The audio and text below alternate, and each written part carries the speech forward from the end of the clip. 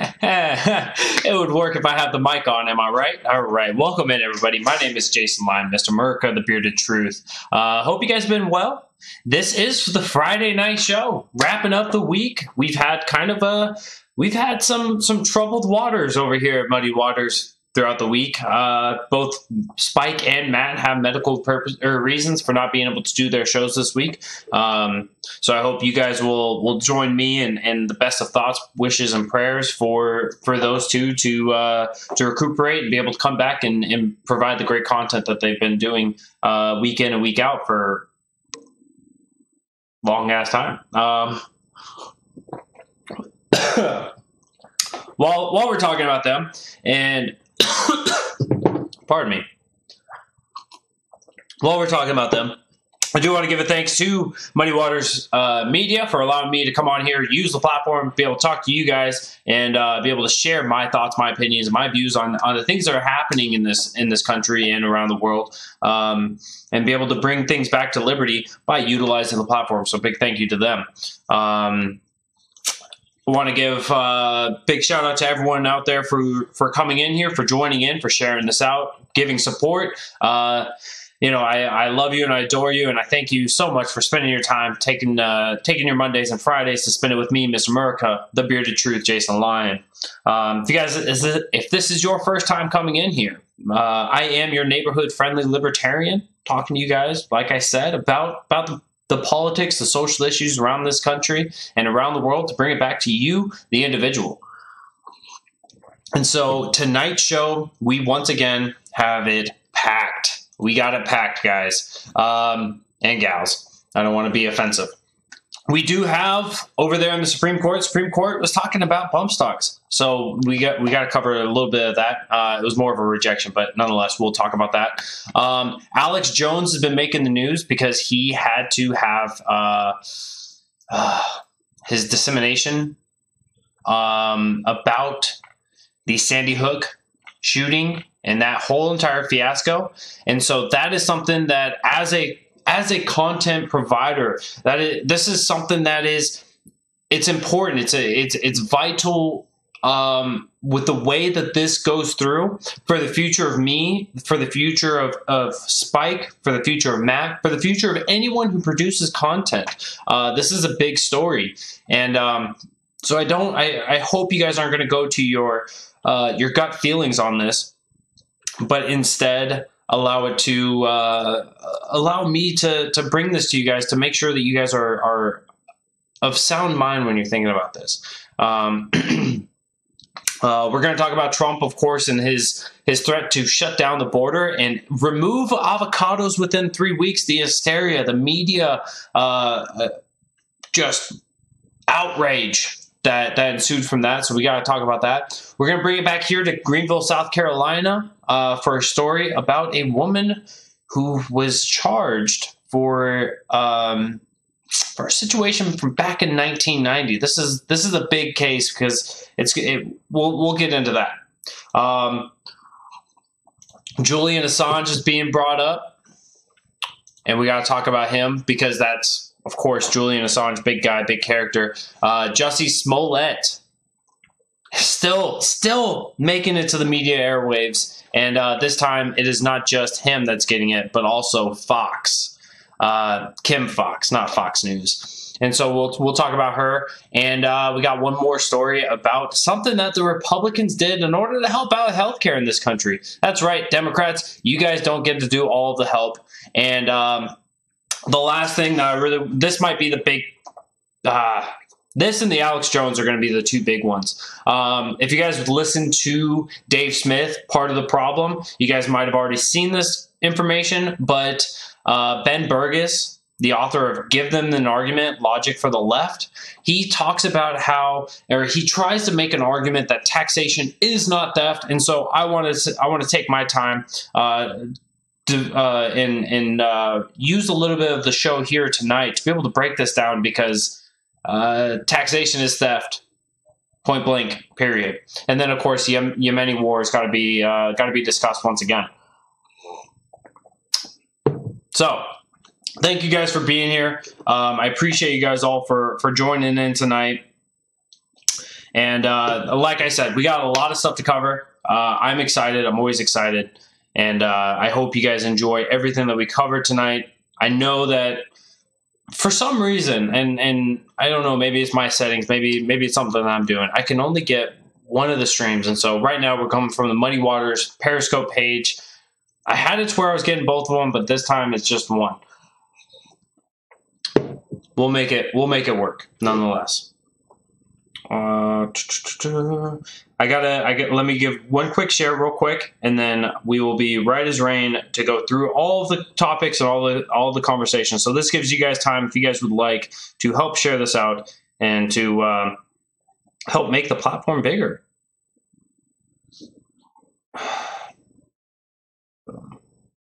Copy link.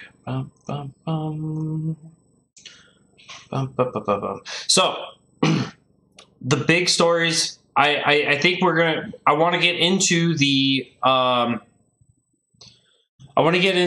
Alex Jones story first. Let's get this big one out of the way, and then we'll hit a lot of the other topics, and we'll finish off with the taxation is theft discussion, because that's vital. That's important that we hit that. So if you guys don't know what's going on with Alex Jones has actually had to defend himself against charges that he defamed the families of folks killed in the mass shooting at the Sandy Hook Elementary School in Newton, Connecticut in 2012 by claiming some form of psychosis.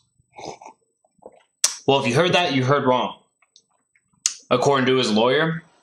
And he says, I know this because I represent Alex Jones in 3 suits pending against him in Connecticut. He faces a related suit defended by a separate counsel in Texas.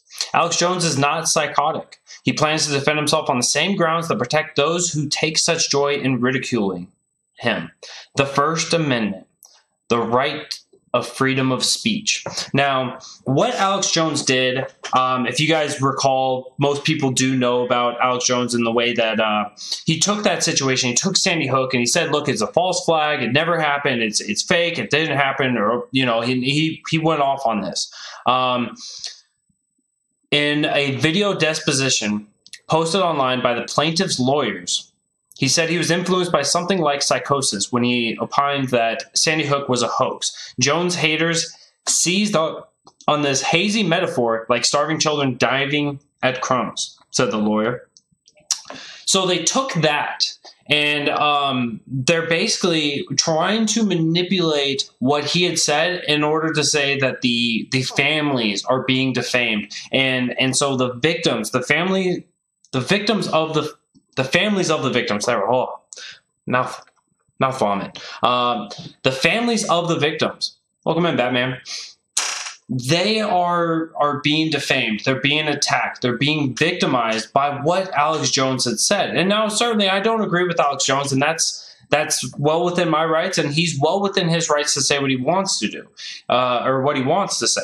And so the point that is coming here is that they're suing him, and they're wanting to actually continue to remove more of his platforms, remove more of his reach, remove his capacity in order to provide information out there, whether it's true or not. That's not something that you get to handle. The idea here that he made victims of people by the words that he said is just nonsensical. We're moving into the victimhood mentality where if you say something that I don't like, or you say something that's not true, then I get to pull a victim card in order to shut down your speech.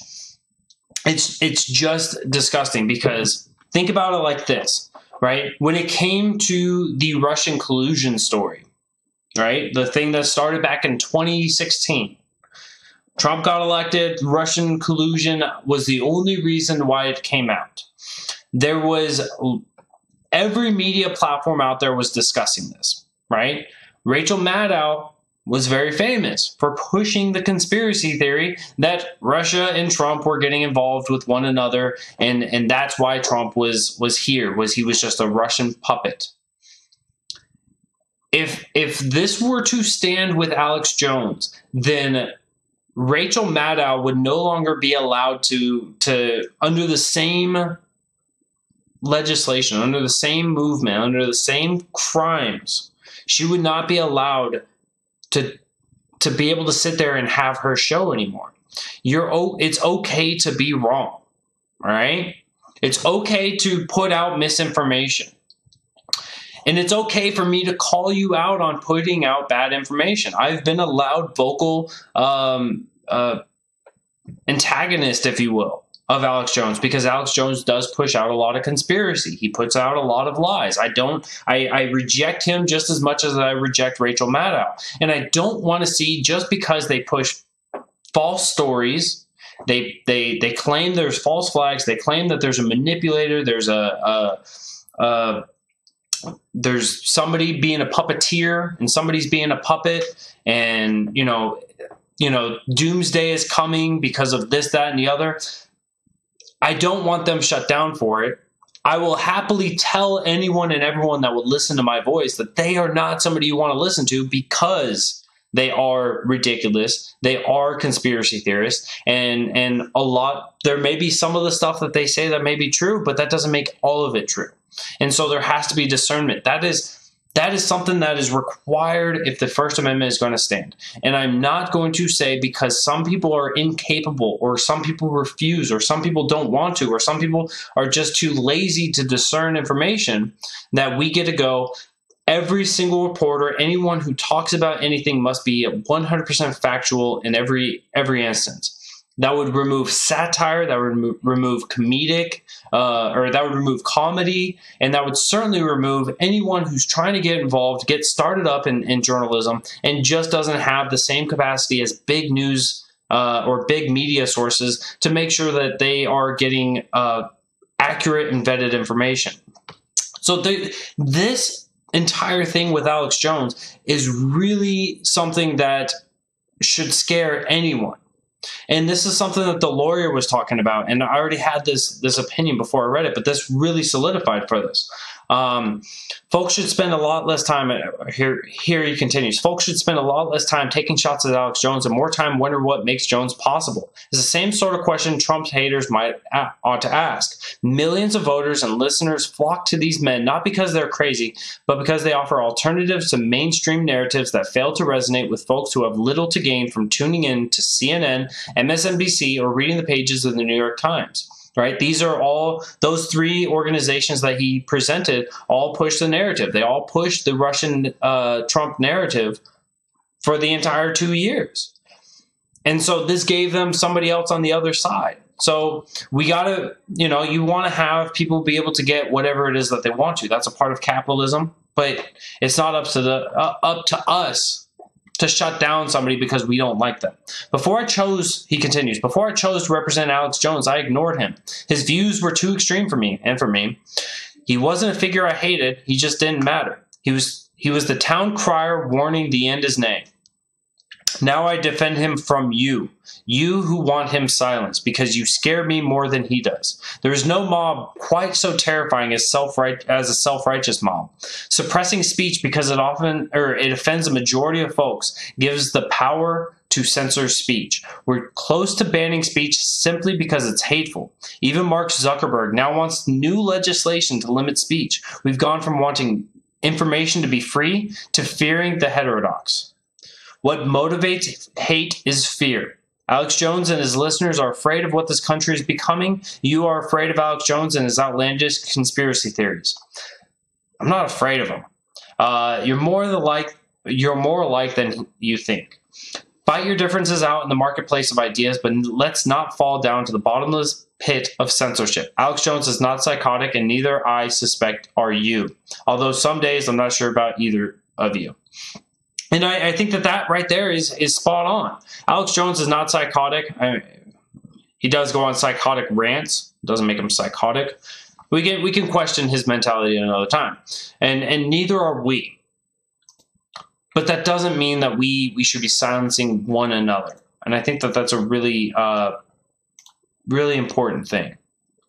All right, give me 1 second, guys. I'm gonna end it on the Periscope, and I'm going to try and open it up on the other one. Let me see if I can get this going.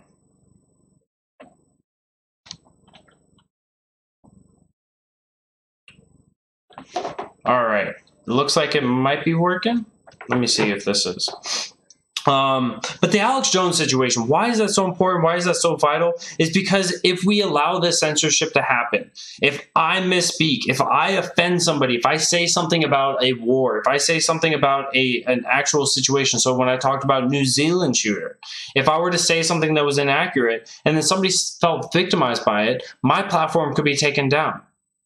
If I say something that is clearly satire, but is not clear enough for somebody else who wants to find a reason to be offended, then I would be held accountable for that. And that's just completely unacceptable.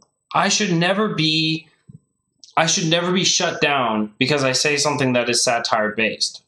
And neither should you, and neither should Alex Jones or whoever it is. And so I'm fearful right now with the way that Alex Jones, the situation has gone on, with him being deplatformed on Periscope, on Twitter, on Facebook, on YouTube, on Patreon, on all of these other platforms. They're more than okay. It's more than acceptable for a platform to decide that they don't want to have said customers, right? We would never force somebody to bake that cake. But if a platform is willing to accept him on, then it should be required. It should be required that the government stay the hell out of the way and not shut that down.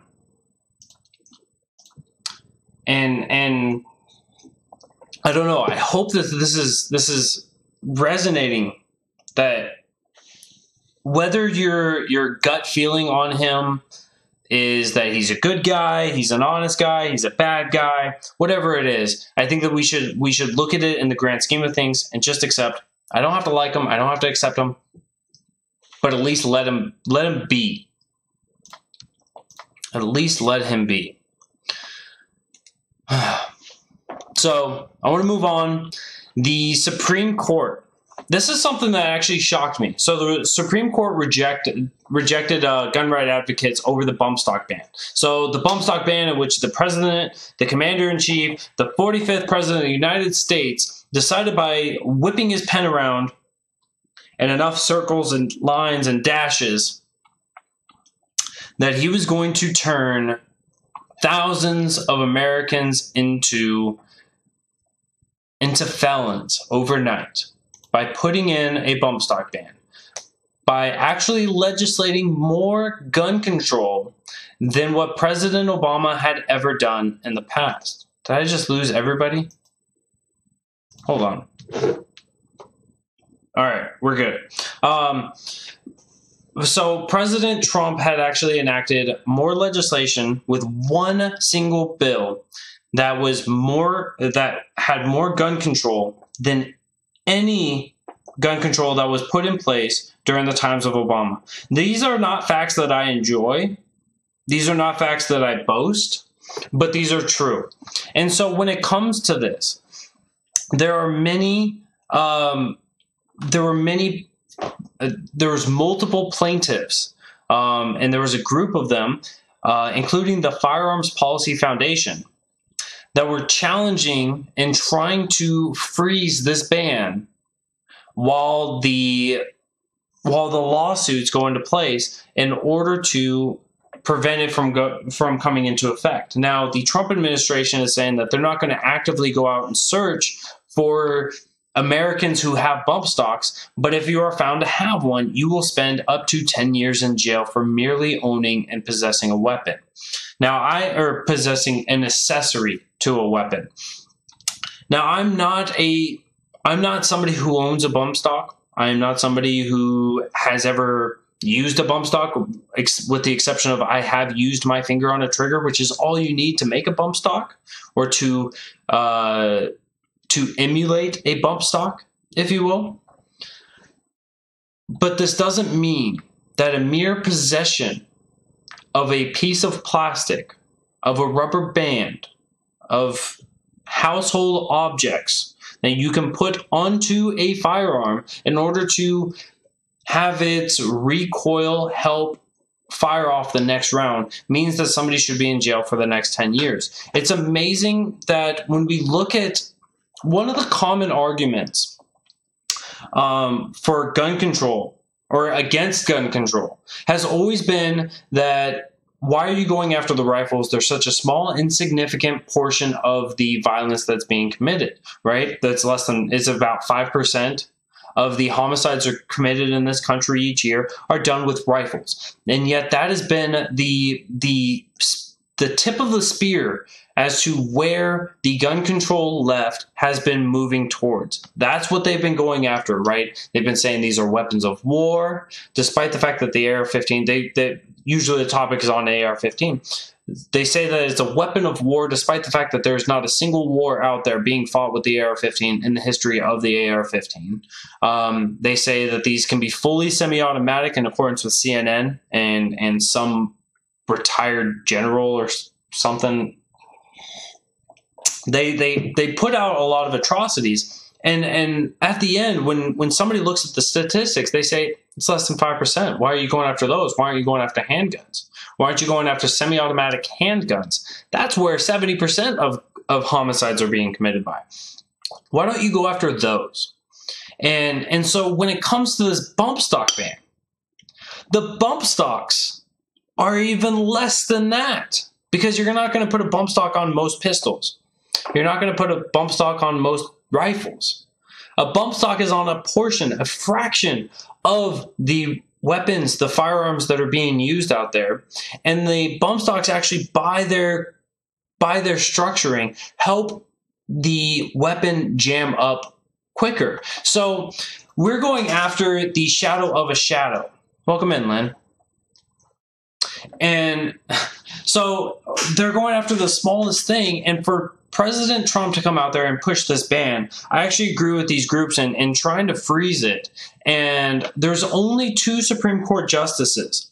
And I'm really sad because this was one of the stances that I was hoping Kavanaugh would be strong on, and he was not one of those 2 Supreme Court justices. The 2 Supreme Court justices that dissented from the rest, so 7-2, the 2 that dissented was Clarence Thomas and Neil Gorsuch. They've been pairing up a lot lately, and what they've been pairing up on has been making me extremely excited, because you'll see those 2. It'll be a 7-2 decision, and Clarence and Neil are both standing strongly in lockstep with one another. And usually it's on the side of liberty. Usually it's on the side of government sucks. And I've been entirely excited about that. But of course, 2 votes are much less than 7, and so the ban is continued on. The ban requires owners to turn in or destroy the attachments. People caught in possession of them could face up to 10 years in prison, and the ban represents a rare recent instance of a gun control at the federal level in a country that has experienced a series of mass shootings in accordance with the Hill. This is Reuters. Now, what's funny about this Reuters is a series of mass shootings. They say mass shootings and they conflate things. What we see from the media constantly whenever they talk about guns is they're like, oh, well, there's a mass shooting. What was used? Oh, it was handgun. Oh, but we're going to throw that in when we talk about rifles. Or here we're talking about a bump stock ban in which the only mass shooter that we know of, or that I was able to find in the last 2 years, was only the Las Vegas shooter. So let's just implement it for this one, and we'll just talk about all the mass shootings and say, look, we're making the world a much safer place. It's just malfeasance at this point. I want to transition over real quick. You guys will get excited for this. I'm sure you guys just heard a little bit of this. Great visual without hurting many. Yeah, but it hurts people, though. That's the problem. That's the problem there, Lynn. It's hurting people, and that's the problem. So I want to shift gears a little bit, because I don't want you guys to think that I just hate the right. I hate the left much more. I hate the left much more. And recently, there was a study that was done. And during this study, they found that the left, they said liberals, but I'm going to use the left because they're oftentimes people conflate the 2, and there's stark differences between them. But the left, when they speak to people of color, they speak differently. They'll speak more simply. They will dumb down their speech, if you will, and they will try to make it more acceptable. In other words, they don't find that people of color are of the same intelligence as everyone else. And so they will do whatever it takes in order to, quote unquote, assimilate, to blend in. And so I want to show you guys an atrocity, an absolute atrocity, because when you are so fake, I hope that more people are waking up to this. And so this is why it was so important that I would share this out with you guys. But here is Alexandria Ocasio-Cortez speaks in an accent that she never uses while telling a room of predominantly black people that there's nothing wrong with them folding clothes, cooking, and driving other people around on a bus for a living. Just give this a listen. Organizing looks like. That's right. This is what building power looks like. This is what changing the country looks like. It's when we choose to show up and occupy the room and talk about the things that matter most, talking about our future. You know, Reverend, you bring up a funny anecdote, and I'm proud to be a bartender. Do you hear in the way that she's talking? She will draw it out. If you listen to any other time in which Alexandria Ocasio-Cortez speaks, it is never like this. It is never like this. She is speaking down to people. And they're, I don't know if they're all eating it up, but it sounds like they're eating it up, and it's disgusting. Nothing wrong with that. There's nothing wrong with working retail, folding clothes for other people to buy. There is nothing wrong with preparing the food that your neighbors will eat. There is nothing wrong with driving the buses that... Do you hear that guy? He said, "Oh, girl, go on." Nah, he said, "Oh, girl, go home. Get out of here." It's what she should have said. But she goes into like the specifics. She goes into the specifics of what they should be doing or what they're doing in their communities and everything else. And I think it's just absolutely disgusting and reprehensible. Just to make an assumption based on somebody's skin color in order to say what they're doing. Ugh. This is what the left is. Like the left who wants to point out and say, oh, it's all the libertarians, it's all of the Republicans, it's the conservatives, it's the Tea Party. They're the xenophobes, they're the racists, they're the sexists. This is... When you have to talk down to somebody, when you have to change the way that you speak because of somebody's skin color and not because they've asked you to, when you change the words, the vernacular that you're using in order to appeal to them, it's because you think that their skin color has an inherent difference to the way that they respond to things. This is classic textbook racism, and it's blatant. It's absolutely blatant. I want to show you guys this also because people are already conflating her to the Hillary Clinton, and Ryan, after getting it pointed out to him, had shared this one out as well. I don't feel no ways tired. I come too far from where I started from. Nobody told me that the road would be easy. I don't believe he brought me this far to leave me. Could you imagine? Can you imagine how... Oh, yes.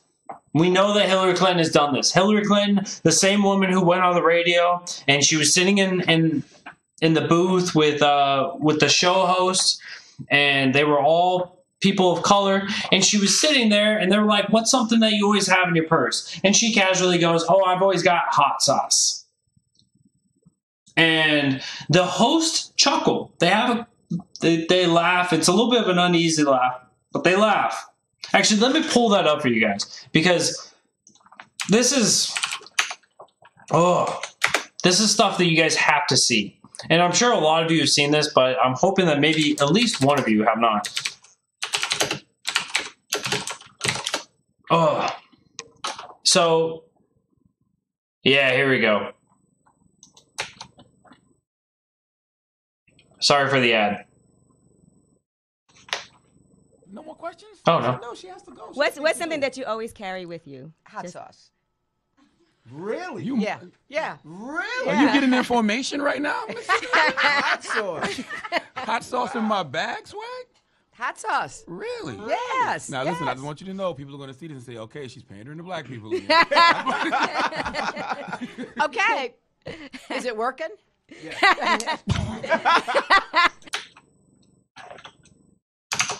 Is it working? Oh. So this is exactly what the left has been doing for years. This is exactly what the left has been doing for years. They'll pander, they'll lie, they'll talk down, they will belittle anyone and everyone in order to just appear to be so, oh, look at this, I'm going to play to your stereotypes in order to be more appealing to you. That sounds pretty disgusting. It sounds like you're not a true person. It sounds like you're not proud of yourself. It sounds like you are not capable of being yourself and being honest with what's going on. So, just absolutely abhorrent and disgusting. She sounds like she's talking to a group of preschoolers. I think you were talking about AOC at that point. Yes, I would agree with that. Absolutely. It's stuff like that it just blows my mind. And for people just to accept it. People just accept it nowadays. The left who wants to criticize everything and anything. And sure, there's been a lot of disgusting things. Sure, Representative King, right, has said some disgusting things about race in the past. Republican. So there's been disgusting things on both sides of the aisle that's been going on. But they always want to point to the other side, and they never want to point at themselves. They never want to look at themselves. So that lack of self-reflection has been a huge fundamental issue, and it needs to be handled. It surely does. While we transition from that, Julian Assange. Julian Assange has been not sanctuary. Yeah, he's been in sanctuary over there in the Ecuadorian embassy in London. Yesterday,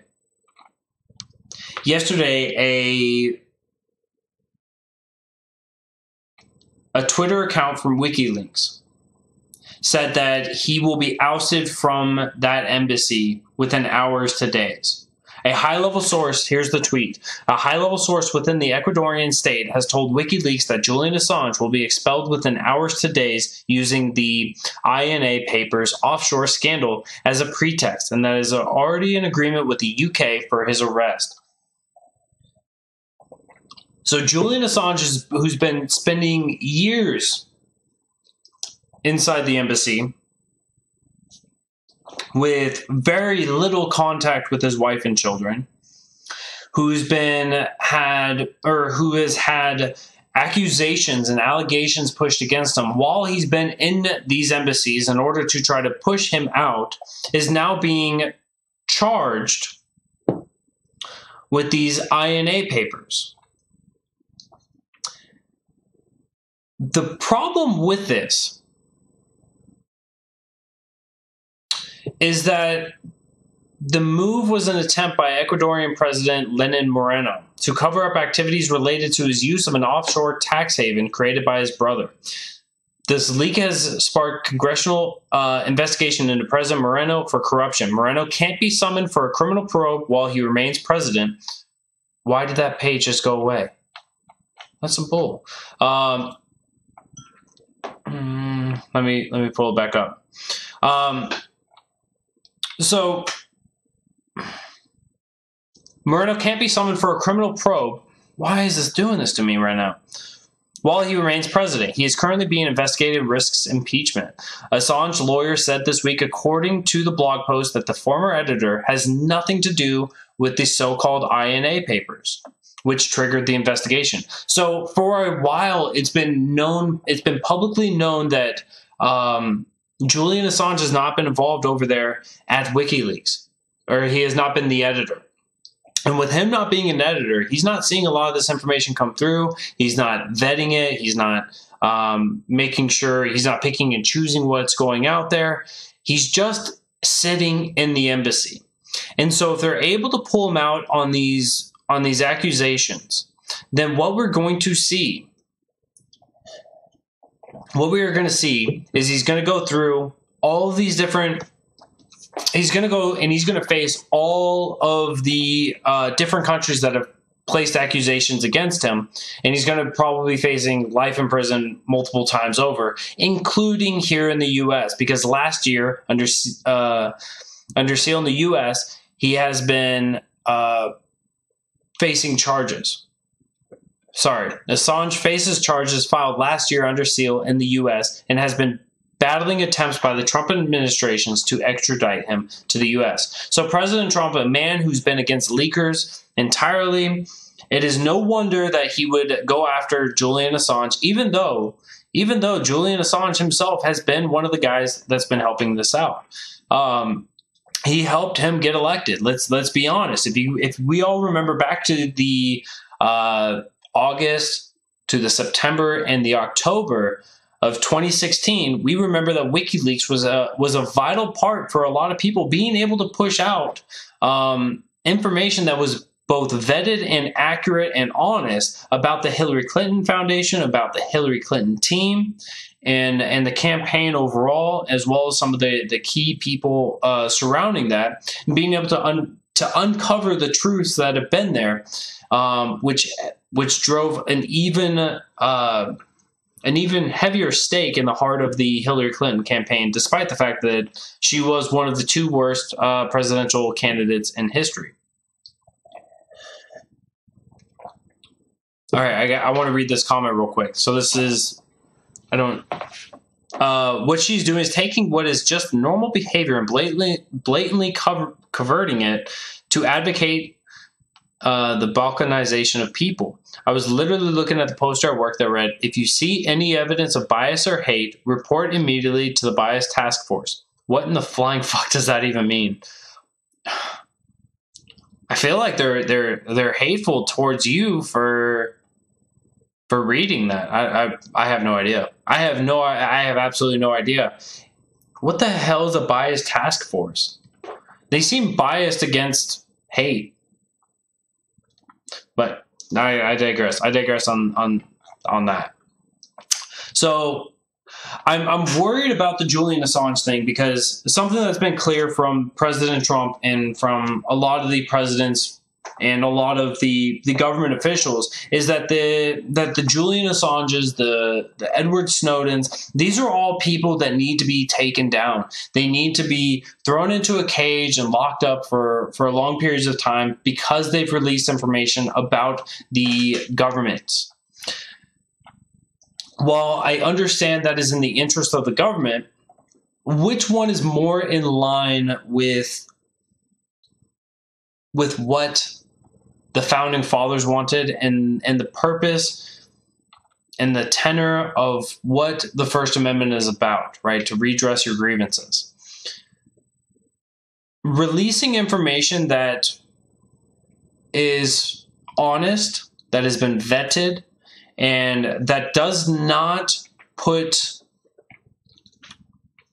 innocent bystanders at risk, I would say should be information that can be released if it's damning about the government. And certainly when we talk about Edward Snowden, that was definitely the case, right? When he's talking about the NSA and wiretapping the people and getting all this information, that is something that is good for the American populace to know that Big Brother is not just, it's just not a conspiracy theory to think that big government is there listening in on all of your conversations. That Big Brother is not just reading all of your emails if you're not on a crypted email server. Unless it's in your bathroom, then they probably never listen at all. But, Edward Snowden was one of those guys, and President Trump has been wanting to go after him as well. So both of these individuals have helped the American populace and have gone against the government's wishes. And I'm not able to go and look to see what it is that they want to extradite Assange for, but my fears are that it's because he's defamed the government. And that shouldn't be a crime at all. If that's a crime, then I'm guilty of it as well, because the government is terrible. Just absolutely terrible. There's not a single thing the government does that it says that it will do, that does it as efficiently or as effectively as what they promise us. It just doesn't happen. It never happens, and it never will, especially for a long period of time. So I'm fearful for that. While we're talking about Trump a little bit, and things not going the way that we expected, and going the way that we want it to, President Trump tweeted 2 days ago, Congress must get together and immediately eliminate the loopholes at the border. If no action, border or large sections of border will close. This is a national emergency. So President Trump tweeted this out, and you know, his issue has been, and it's been since the time on the campaign, that too many people are coming through our porous border, that we have to have border security, that we need a wall, and we need to have border patrol being able to surveil the area, prevent human trafficking, drug trafficking, and just regular trafficking across our border into our country, where people are falsely claiming asylum. They're bringing their children, and the children are dying of dehydration. You know, women are being sexually assaulted. Children are being sexually assaulted, and there's been a lot of atrocities there. And so President Trump is trying to get Congress together to change that. He wants them to come together to change that. And he's standing again on his national emergency in order to see this change happen. The national emergency that we've covered a couple of times here. And coming from this, the media's take on this was just downright amazing. The media's take on this was downright amazing.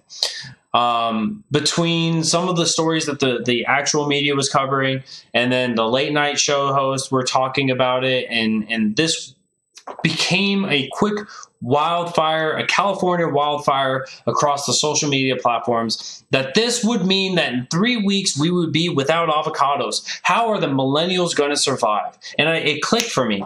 That's how they're going to get the millennials involved on this. How are we going to get the younger generation? Because the younger generation is either further to the left or further to the you know, some of them are Trump supporters, but you have more people that are coming out libertarian and more people that are coming out left.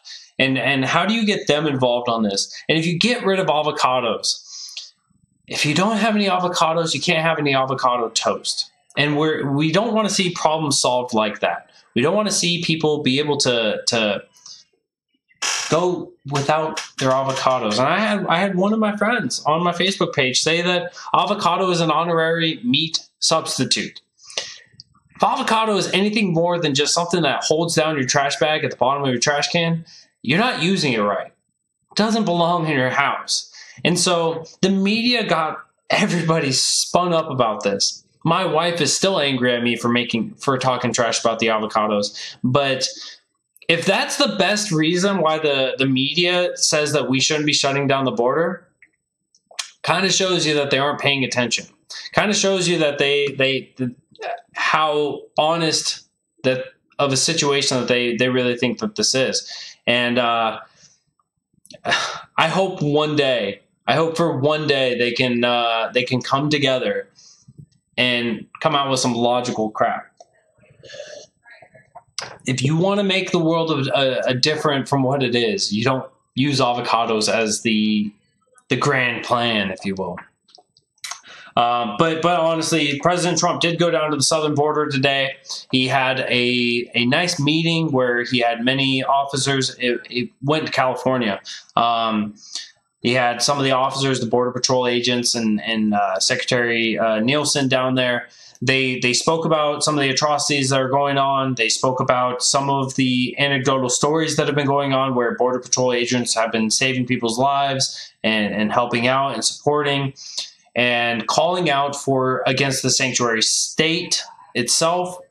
You know, they were reaching out to their city councils to try to make their cities not a sanctuary city, but nonetheless, the state legislators had authority over that because we're all about centralizing the power here in America rather than decentralizing it. This would be a great reason, right? This would be a great reason to even say, look, the state powers, the state authorities are far too much, right? I'm somebody that doesn't want to give this to the federal government. So I don't even want to give it to the state government. Let's give it to the cities down there along the way. Let's give it to the counties and allow them to dictate on how that goes. And if the first wave, the first line of defense down there, the first counties across the way don't want to step up and ensure the protection across the border, then the next counties can. And when those counties say, look, you know what? We can sell that county off to the county in between us and Mexico. We'll sell that off to Mexico. You could do it that way, right? There's many ways. There's many ways to skin a cat, and I think that we are just. I think that the wall still is not a great idea, but nonetheless, I digress. Avocados, though. I know, Spike. If you're watching, I know that you're upset right now. I'm talking trash about the avocados still. If you eat avocados, I'm sorry you make bad decisions with your life. It is what it is. It is what it is. All right, I told you guys I'd bring it back here to Greenville, South Carolina. In Greenville, South Carolina, here's how the article from Fox Carolina, this is how it's headed up. Greenville police arrest a woman believed to be baby's mother in Julie Valentine killing. Father not charged.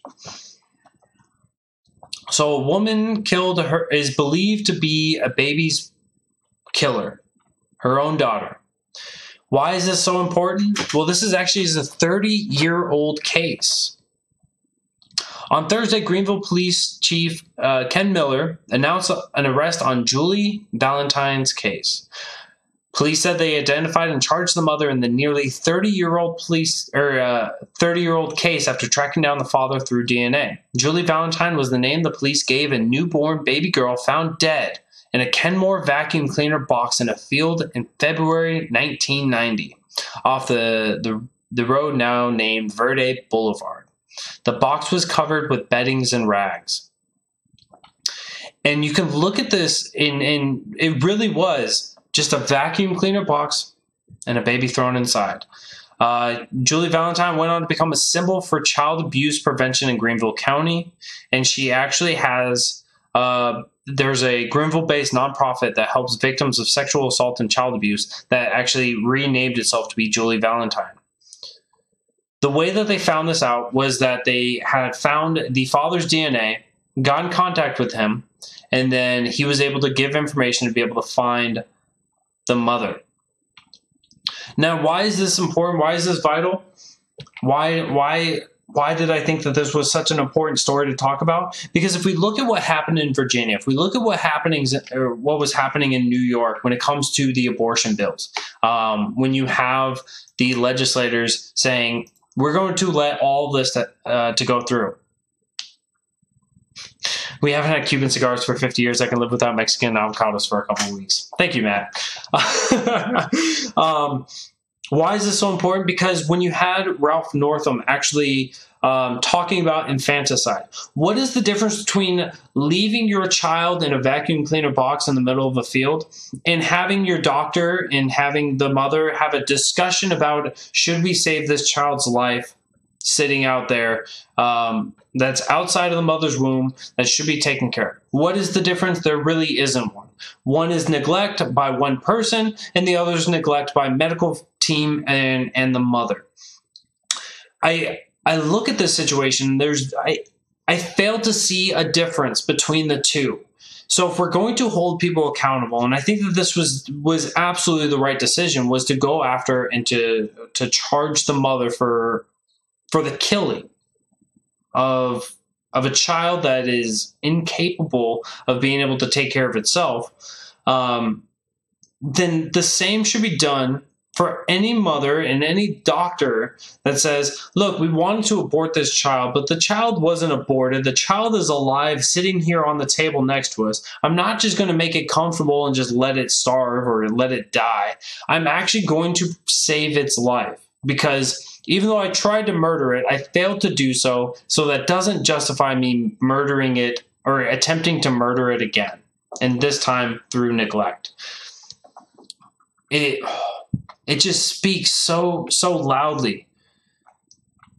This is such a huge issue, and this is a woman that has had multiple issues in the past. She just doesn't sound like a very good person. She had a number of other arrests for fraudulent checks, for financial transaction card fraud, breach of trust, and a court charge of lynching second degree in a 2001 case. She also had 3 charges in 2006 for forgery. So this is not a good woman. Let her sit in there and rot away. Like these are the times in which I have no issues. I have absolutely no issues. 30 years later, you took the life of somebody. Sit in jail. Think about what you did, and now you're obviously not going to be able to have that opportunity once again. Got 2 more stories, and then 3 more stories, then we'll get to the taxation is theft, but not in accordance with what Ben Burgess says. He says that it's not theft. So we'll go through his little discussion there and break that apart. So over the week, over-the-counter birth control bill launched by Senate Republicans. That's right. Senate Republicans want to help out with birth control in the country. What is standing in the way? The FDA. What always stands in the way of medical drugs being able to hit the market, be able to be provided at a more leisure way, being able to have more competitors? It is always the FDA. Now, a new proposal in the U.S. Senate would help federal regulators fast-track the approval process for converting the hormonal contraceptive pills from prescription to over-the-counter drug status. Known as allowing greater access to safe and effective contraception act, it was introduced this week by Republican Senators Joni Ernst and Cory Gardner from Iowa and Colorado, respectively. Only the FDA can approve the conversion upon request from petitioning drug maker. That's why recent movements to free the bill in states such as California and Oregon have only been able to dismantle the requirement for a doctor to write the prescription. There should be no reason why, if somebody wants to have a birth control, that they need to get a doctor's prescription. Oh, I don't want to have a baby. Well, you got to go see a doctor. That's freaking expensive because government involvement. Now these women in these states can theoretically get a prescription on the spot from pharmacists, but it's still not the over-the-counter sales situation that public health bodies recommend. Yes, so we're working towards that way. And I want to make something clear about this. When it comes to, it requires the FDA to approve this conversion. A lot of people have issues when it comes to healthcare. They want to talk about, oh, it's about the insurance company. It's the third-party insurance companies that cause the cost to be so high. Other people want to say, no, it's because the competition.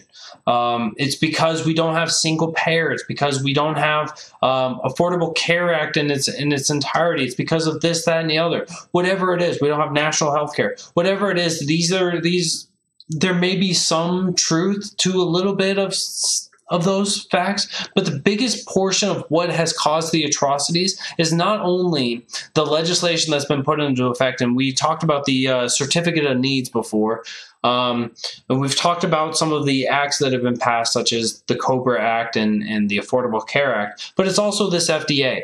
Because when the FDA goes, man, we're gonna make it to where there's a high barrier, there's a lot of charge to even put your bill or your drugs out there to be checked out and to be accepted, when there's a large barrier there, you're only preventing more competition. You're only preventing more people from being able to put their drugs up there that would have otherwise saved lives, otherwise prevented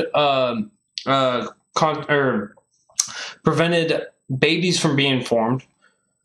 or whatever the purpose of those drugs are. You're only preventing that, and so you're stifling the competition. So there is an issue with the government legislation, but there is also an issue in the way that the FDA has been ran and will continue to run for as long as it exists. It stands in the way of the competition. It stands in the way of drugs being as efficient and effective and for allowing competition to thrive. It's a huge issue. Congress can't, I continue. Congress can't change the status of birth control pills on its own, but the Ernst Garner bill would at least speed up the approval process by directing the Secretary of Health and Human Services to give priority review to any supplemental application submitted for a contraceptive drug with respect to routine use. It would also waive the application fee for anyone submitting the application. Those are both very beautiful things, right? Let's give it priority. Put it out there. Let's start making this change. Let's make healthcare. Let's get the contraceptives more affordable by allowing more people to get in there by removing the application fee. So they're really trying to streamline this beautiful bill. Let's see if it gets passed. I'm hoping that it will. It would be amazing to see somebody not get in support of this. And with 2 Republicans putting it up there, you're probably going to be able to get a couple more Republicans, and Democrats should surely be involved with this. Hopefully it doesn't get into the partisan hackery and people going, nah, it's a Republican putting it up there. I'm not going to vote for it. And Republicans going, I don't want to touch healthcare. French pharmaceutical company HRA Pharma and research group IBIS for Reproductive Health announced in late 2016 they were teaming up to conduct research needed to apply for over-the-counter approval of an oral contraceptive pill. The typical FDA process from the time a drug company begins an application process until a pill is available over the counter is approximately 3 to 5 years. 3 to 5 years to be able to get this stuff out there. It needs to be changed. And certainly we'll get more in depth with the certificate of need and that whole entire conversation at a later time. Actually, we're just going to do. Let's just get into the taxation is theft or is not theft. So what I'm going to take you guys into, and like I said before, if you guys listen to Part of the Problem, you guys listen to Dave Smith, you guys would have seen this already through his show, but I want to share it with you guys as well through here because it is important that we cover it. And so this is the Michael Brooks show. And Michael Brooks is a lefty. He's got a lefty show, and he's brought on Ben Burgess. And Ben Burgess is a college professor that teaches logic. And what he does here is he's got an argument about taxation is not theft, which could not be further from the truth. Taxation is theft. The basis of it is when you, regardless of whether you're taking 1% or 100% of somebody's product or property without their consent, it is theft.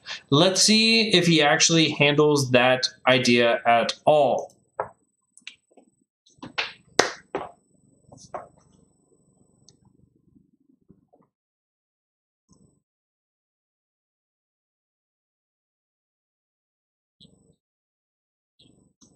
Look at the way he's just making that seem so honest. Taxation is theft. Snarf.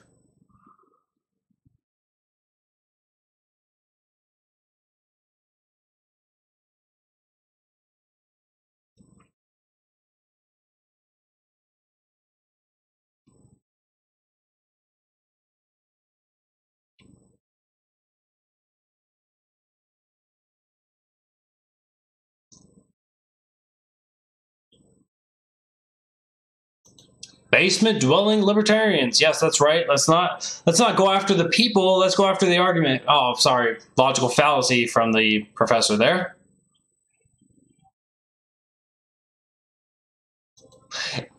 Misrepresentation there. Taxation is wrong because it's theft. No, taxation is theft. That's the argument.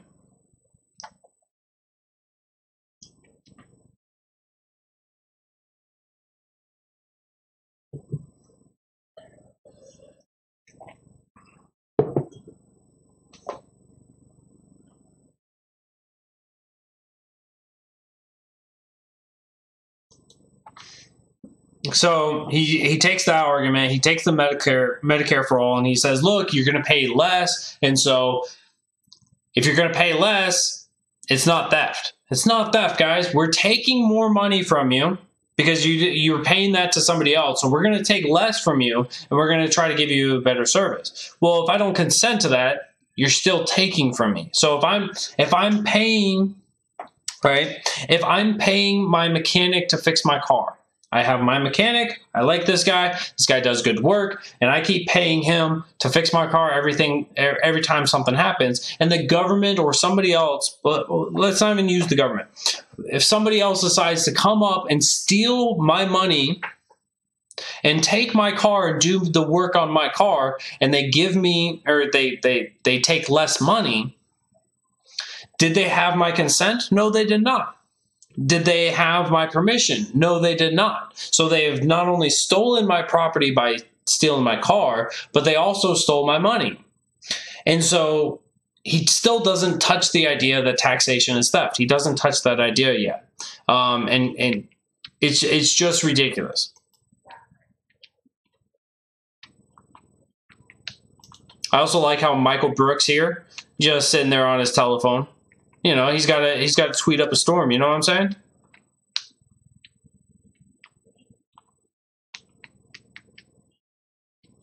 He's a mouth breather.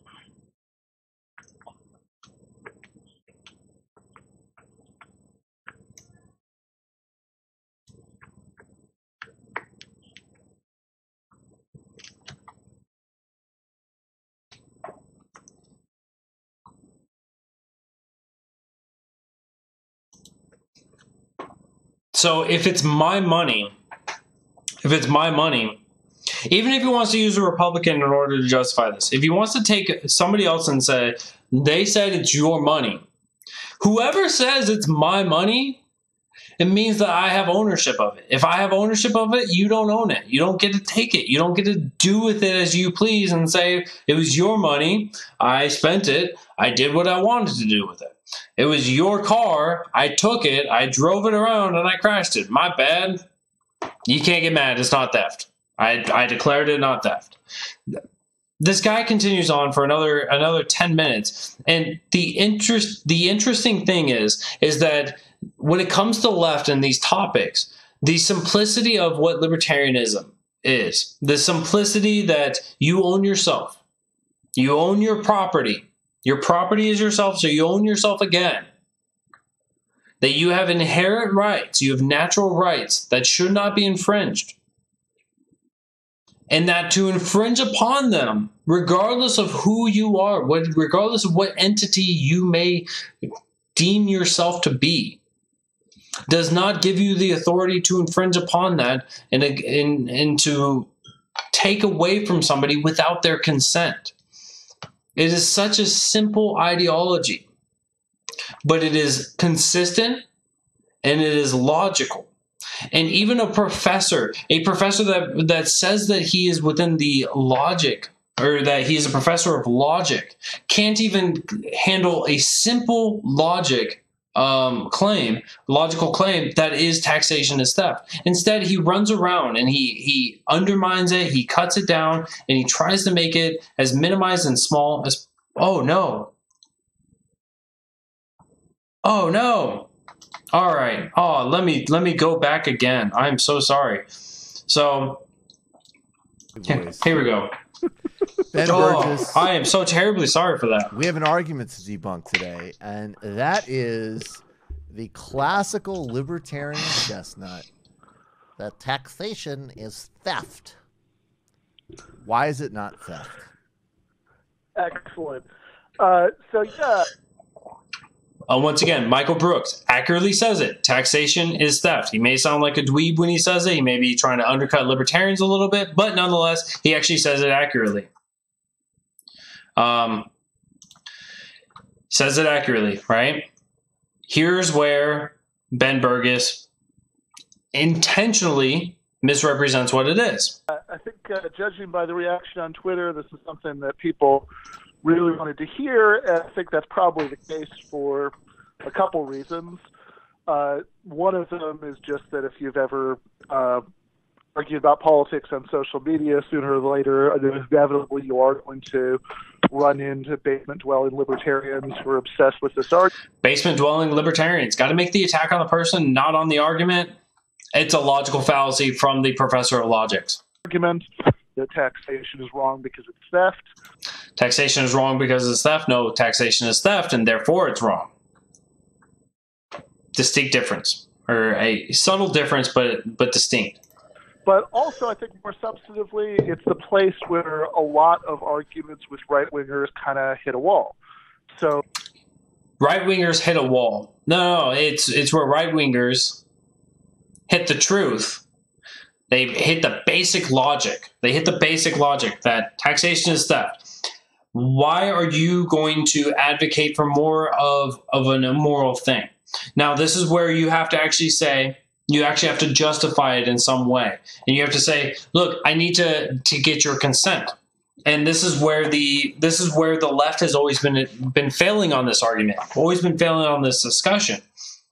And that is that when I say, right, and I've done this multiple times on Twitter, on Facebook, on all these different platforms, where I say, no, see, you don't get to advocate for more taxation because taxation is theft. You don't get to advocate more atrocities against people. You don't infringe upon people in their lives. And then they go, well, I'm trying to make their lives better. And it's like, I understand your good intentions. So why does it have to go through with force? So you have to force these systems upon people. It's not that they consent. It's not that they want.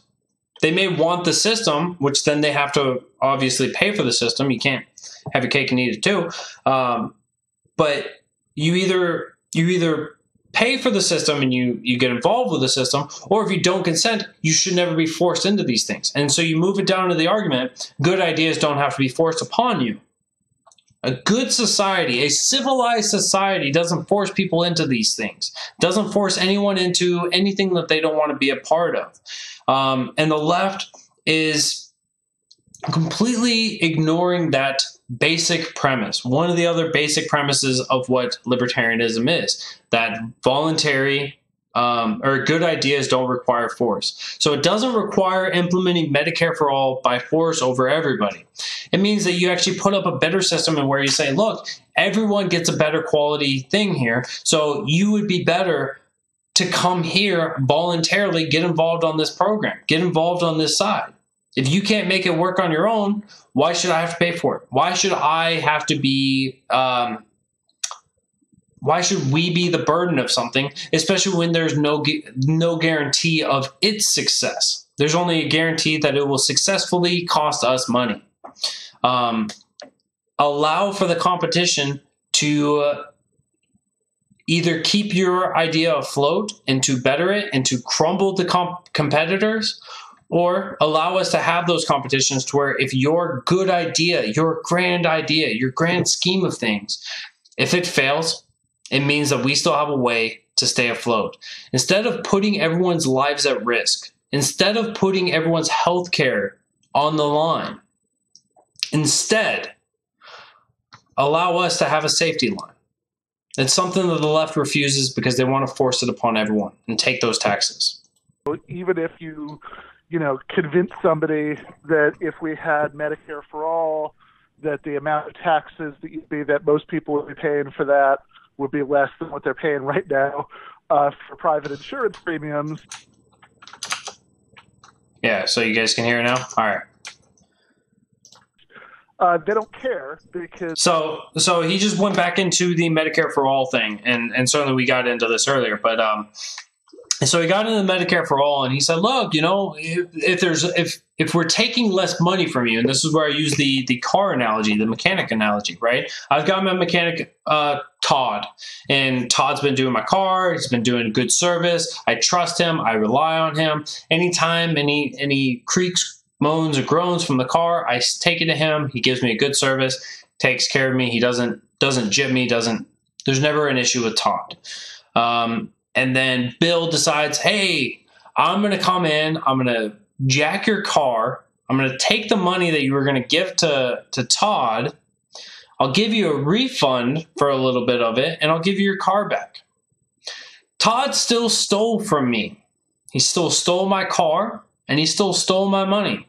Just because he gave me something in return doesn't mean that I consented to the transaction. Now, if I don't own my car, if I don't own my money, then there isn't an issue. But the problem is that we still have ownership. We have ownership here within the judicial system implemented here in the United States, and also by natural rights and by natural laws, ownership exists. And so because I own stuff doesn't mean that you have the authority to take it away from me. They think, well, okay, if you're And when you do take stuff from me, it is theft. paying private insurance premiums, that's voluntary. You're choosing to do that, right? You could just die, for not having You could just die. health insurance. But if taxation, that force, that's the government, making you do it, right? They're taking your money. And that's an idea that even though it kind of originates with these hardcore purist libertarians, really filters down into regular conservatism, right? Like, I'm in my late 30s, so I can remember the 2004 election when one of the Bush-Cheney campaign billboards, one of the big ones was that said, "It's your money." Look at that face. That is a face of, I have really no idea what's going on right now. I've been mouth breathing this entire time. It's funny, right? Because these are both people. These are Michael Brooks and Ben Burgess have both been sitting there just trashing libertarianism as much as they can and trashing libertarians themselves, because that's what lefties do. So it's good that we have a mouth breather on the right, and we've got this guy with the little bit of a neck beard down there, and such a friendly guy, such a friendly little lefty loon, if you will. Right, and so it's the same idea that it's your money, and the government is taking it from you. And I think a lot of times leftists and progressives, socialists don't really know what to make of this argument. They kind of say, well, all right. They don't know what to make of it because they can't handle the basic truth, and neither can Ben. The entire time of this, have we seen where Ben says, look, if I take something from somebody else, it's not theft because I declared it to not be theft. It is theft every time. It is theft every time. It doesn't matter who the entity is being taken from. It doesn't matter who the entity is bringing it to. If you take from one entity without the consent of that entity, it is theft every single time, regardless of who it is. And so this is something that he has not been able to hit on, and it's certainly not something that he can hit on. And so when he talks about they hit a wall in the argument, it's because they don't know how to handle it. They don't know how to handle a basic, simple truth such that is taxation is theft. Now, I will actually agree that taxation is not just theft. It's not just theft. Taxation is actually extortion. Taxation is extortion because there is a threat of violence behind taxation. If you do not pay your taxes, what happens to you? The court will subpoena you to court. If you refuse to still pay your taxes, they will throw you into jail. If you refuse to go to jail, what happens? Then you are resisting arrest, and they can and have in the past kill you over that. So there is an inherent threat of violence, whether it is the threat of violence of being put into a cage or the threat of violence of actual police violence being pushed against you. It is extortion. And I got to give a shout out to Shane Sweeney. I don't know if you're in the listening audience, but Shane Sweeney said something very early on in our relationship, and it's been fitting, and it works out quite well. But taxation is slavery because we live in an uncivilized society. And I completely agree with that idea, because a civilized society doesn't force anyone to do anything that they don't wish to do, right? It doesn't require force or good ideas don't require force. And so a civilized society is a good idea, and it doesn't require forcing anyone to do anything that they don't wish to do. And certainly that means that we don't take from their paycheck, we don't take from their labor, we don't take from what they own, we don't steal from them after they die, we don't steal from them because they buy food or whatever it is. You be a good society because you take care of one another, not because you steal from one another. So let's continue on with it. Maybe there's some other thing that I care about that, you know, I think that like, there's important needs served by social programs would be financed by redistributive taxation, or if you're a socialist, I think there are all these good reasons to actually nationalize things. So you see, he's explaining the justification of why the theft should happen, but he never handles that theft is theft. But I don't know what to say about this argument that that's bad, it's coercive, it's taking stuff from people, other than maybe that something else is more important. Exactly. He doesn't know what to say because he can't handle it. He right there admits himself that this is not a topic that he's equipped to handle because he can't handle it. There's no one there. There's no one out there that can lay out a clear and defined reason as to why stealing from one another is not theft. And that's not a bad response in itself. It's not that it's not a bad response in itself. It just ignores the entire topic. Understanding of how moral and political reasoning works, that they think that it's never acceptable. So he continues on for another 10 minutes. It is just that same leftist trope. Of ignore the question, ignore the topic, and run with whatever it is that we decide that we want to run it into. He talks about moral authority, and basically the way that would work is, as the government, they own the money, and so they get to take what is theirs. He also goes into, if you guys listen to the Dave Smith, he actually justifies that the government should be taking away from the Jews prior to and during Hitler's regime. Just atrocities like that, they're willing to accept and endorse because they believe that the government should have any and all authority over anything and everything. The people are truly egregious and reprehensible, but it just shows. The proof is in the pudding. It's all right there. It's all baked in the cake. That they are incapable of arguing against the idea that taxation is theft because taxation is theft. At least have an honest conversation and say, yeah, it's theft. And certainly we want to do as little bad as possible, but I think that there's more value here with this theft rather than not having any theft at all, right? At least have an honest conversation and don't do what the professor of logic that has displayed none during this tried to do and undermine all of it. So with that, guys, I want to thank you guys for coming out here and sticking through the couple of errors there of not having sound during the video. But thank you guys all so much for joining in tonight. It's Friday night, so don't drink and drive or ride with those who do. You have family and friends who care about you and love you deeply, and they want you to get back and safe here for next week. Monday, kicking off with the beard.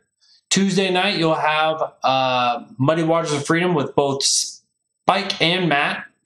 Coming back, and Wednesday and Thursday we will see if Spike and Matt are being able to run their own shows again, and following that up with Friday night with me wrapping up the week once again. Lots of topics covered tonight.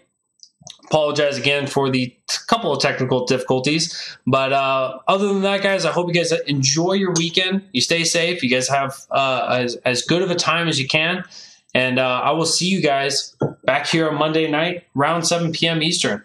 Have a good one. I'll see you guys there. I am Mr. America, the Bearded Truth, Jason Lyon. Have a good one.